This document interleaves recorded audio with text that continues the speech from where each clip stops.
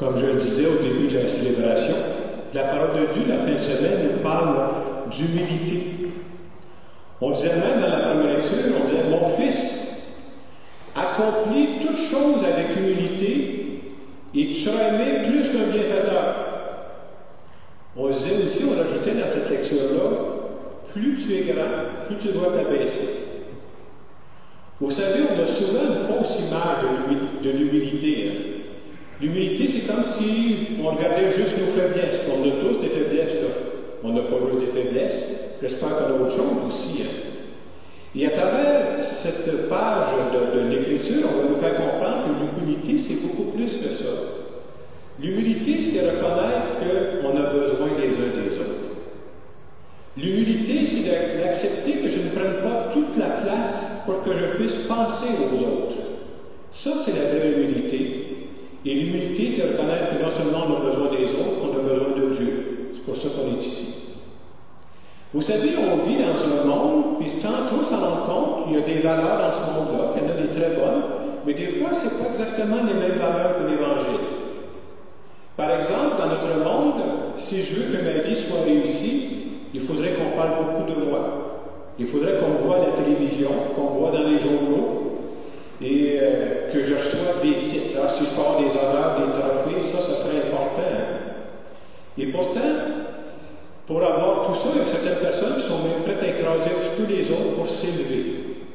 Et dans l'Évangile d'aujourd'hui, on va dire plutôt « Quiconque s'élève sera abaissé, et qui s'abaisse sera élevé. » C'est comme si l'Évangile nous dit « Prends la peine d'élever les autres.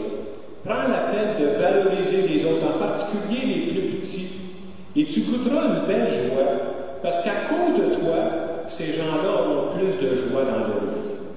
Puis à chaque fois que tu vas faire ça dans ta vie, là, on a beaucoup d'occasions, tu montreras ta vraie grandeur. Tu montreras que tu es un enfant de Dieu. Prendre soin des petits, c'est agir à la manière de Jésus-Christ. Et on peut dire aussi que dans toute cette parole de Dieu, Dieu ne nous invite pas à nous comparer aux autres. À qui il nous invite à nous comparer? C'est à son Fils Jésus. Et Jésus, quand on regarde les différentes pages d'Évangile, c'est quelqu'un qui prenait soin des plus petits, des délaissés. Il avait le souci, c'est comme ça qu'on a vu la vraie grandeur de Jésus. C'est pas par ses trophées, c'est parce qu'il a pris soin des plus petits partout où il passait. Puis il y a même des gens où on disait, il n'y a rien à faire avec ce monde-là. Perds pas ton temps avec ce monde-là. Je vous donne des exemples. Une des pages d'Évangile, on va voir où Jésus va rencontrer le correcteur d'impôts Zachée. Vous savez que les correcteurs d'impôts, dans ce temps-là, c'est plus vrai aujourd'hui, mais dans ce temps-là, les collecteurs d'impôts, non seulement ils récoltaient l'impôt, mais aussi qu'ils en mettaient dans leur poche. C'était reconnu que c'était des voleurs. Alors Zachée, c'était le chef des collecteurs d'impôts. Les gens disaient, perds pas ton temps avec un gars comme ça, il n'y a rien à faire, il ne changera jamais. Et ce qui est beau, c'est que Jésus est allé vers Zachée, puis parce qu'il l'a rencontré, sa vie a changé totalement. Et il y a plein de pages de l'Évangile qui nous montrent ça. Jésus a choisi de donner gratuitement, puis nous invite à donner gratuitement aussi. Pour mettre ça plus concret, je vais vous dire à quoi j'ai pensé en préparant cette homélie. J'ai une question à vous poser, et c'est simple, je vous demanderai de ne pas répondre à la question. Je vais vous dire pourquoi après. Alors la question est très simple. Avez-vous des dettes?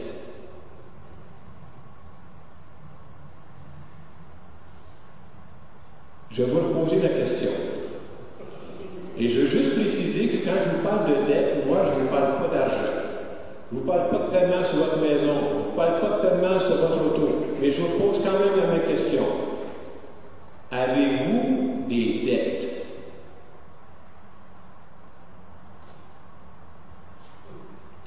Moi, j'ai eu le temps de penser cette semaine. Je peux vous dire que plus j'avance dans la vie, plus je me rends compte que j'ai des dettes. Pas d'argent. Et ça demande de l'humilité de reconnaître qu'on a des dettes. Pourquoi je vous dis que j'ai des dettes? Je peux vous dire.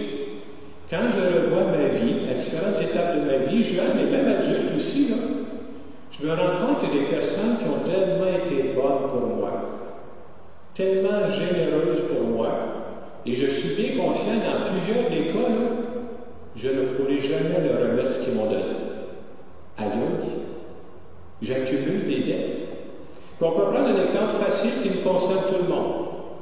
Premièrement, on pourrait dire, je pense que tout le monde sera d'accord avec ça, on a des dettes envers nos parents. Avec toutes les premières années de notre vie, là, toi, tu te tracasses de rien. Là. Tu te présentes à table, il va y avoir de la nourriture. Tu te tracasses de rien, mais il y en a qui vont voir t'acheter des vêtements. Tu te tracasses de rien, mais tous tes parents, il faut tout qu'ils voient pour que tu manques de rien. Là. Puis nous autres, on prend ça gratuit. C'est correct qu'on est jeune, on ne pense pas à ça. Là. Mais plus j'avance dans la vie aujourd'hui, puis moi, je viens d'une famille modeste, là, plus j'ai conscience que mes parents à moi se sont sacrifiés pour que moi, je ne manque de rien. L'essentiel, moi, je l'ai eu. Là.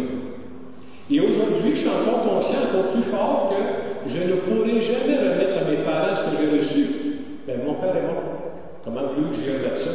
Puis ma mère, elle a vu l'étape, tout ce qu'elle a besoin, c'est des soins de santé.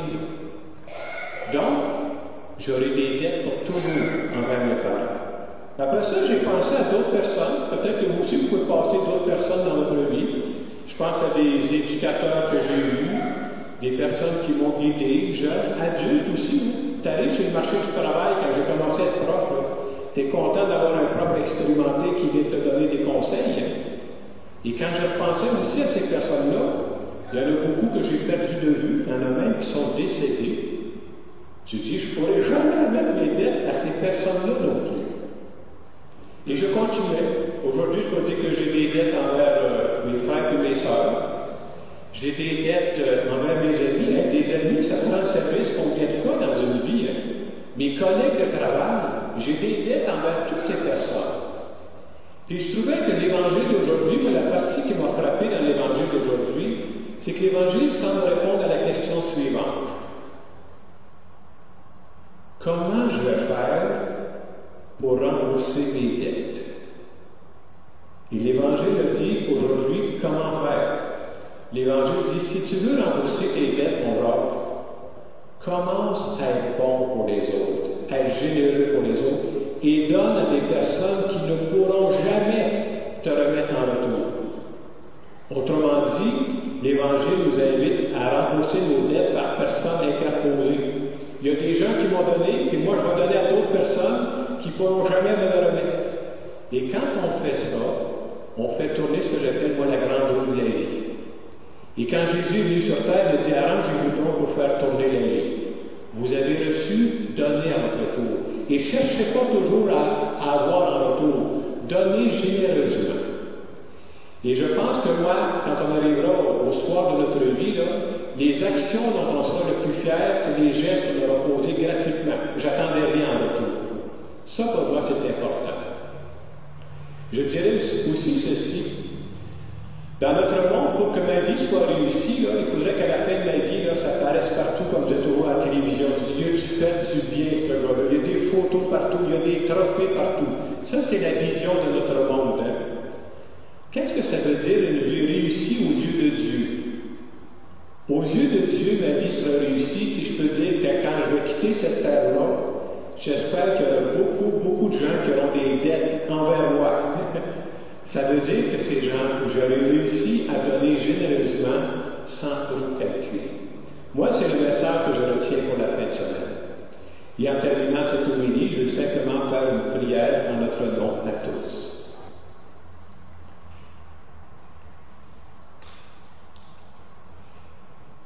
Seigneur Jésus, je reconnais que tout ce que je suis et tout ce que j'ai, ça vient de toi.